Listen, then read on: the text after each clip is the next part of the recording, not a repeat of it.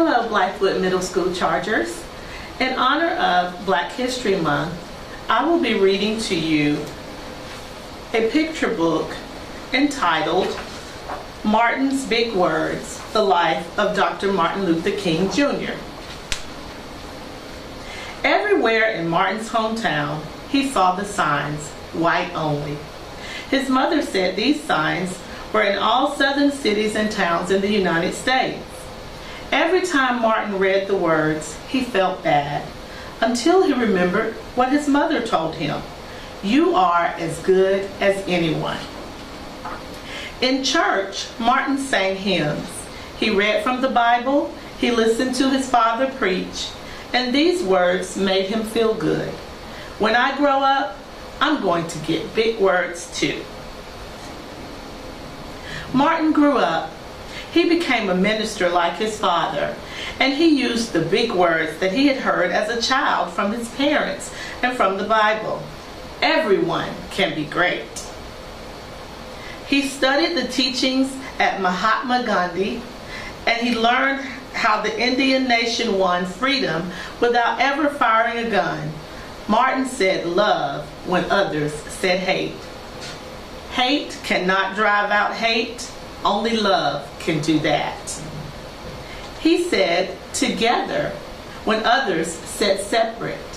He said peace when others said war. Sooner or later, all the people of the world will have to discover a way to live together.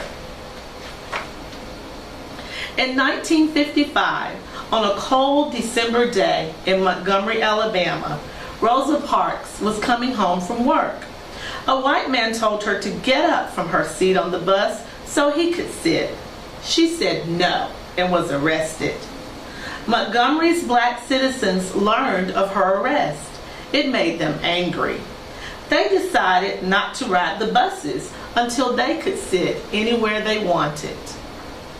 For 381 days, they walked to work and school and church. They walked in the rain, in the cold, and in the blistering heat. Martin walked with them and talked with them and sang with them and prayed with them until the white city leaders had to agree that they could sit anywhere they wanted. When history books are written, someone will say there lived black people who had the courage to stand up for their rights. In the next 10 years, African Americans all over the South protested for equal rights. Martin walked with them and talked with them and sang with them. White ministers told them to stop. Mayors and governors and police chiefs and judges ordered them to stop, but they kept on marching. Wait. For years I have heard the word wait. We have waited more than 340 years for our rights. They were jailed and beaten, but they kept on marching. Some African Americans wanted to fight with their fists, but Martin convinced them not to by reminding them of the power of love. Love is the key to the problems of the world. Many white Southerners hated and feared Martin's words. A few even threatened to harm him and his family. His house was bombed, his brother's house was bombed, but he refused to stop. Remember, if I am stopped, this movement will not be stopped, because God is with this movement. The marches continued.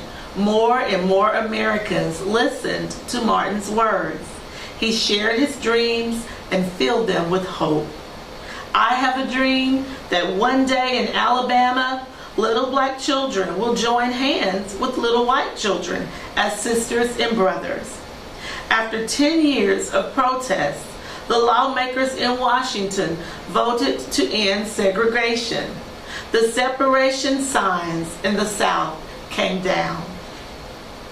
Dr. Martin Luther King Jr. cared about all Americans. He cared about people all over the world, and people all over the world admired him. In 1964, he won the Nobel Peace Prize. He won it because he taught others to fight with their words and not with their fists. Martin went wherever people needed help. In April of 1968, he went to Memphis, Tennessee. He went to help garbage collectors who were on strike. He walked with them and talked with them and sang with them. On his second day there, sadly, he was shot and he died. His big words of freedom, peace, together, I have a dream, and love are alive with us today. I hope you enjoyed the story. Again, I've just read to you Martin's big words.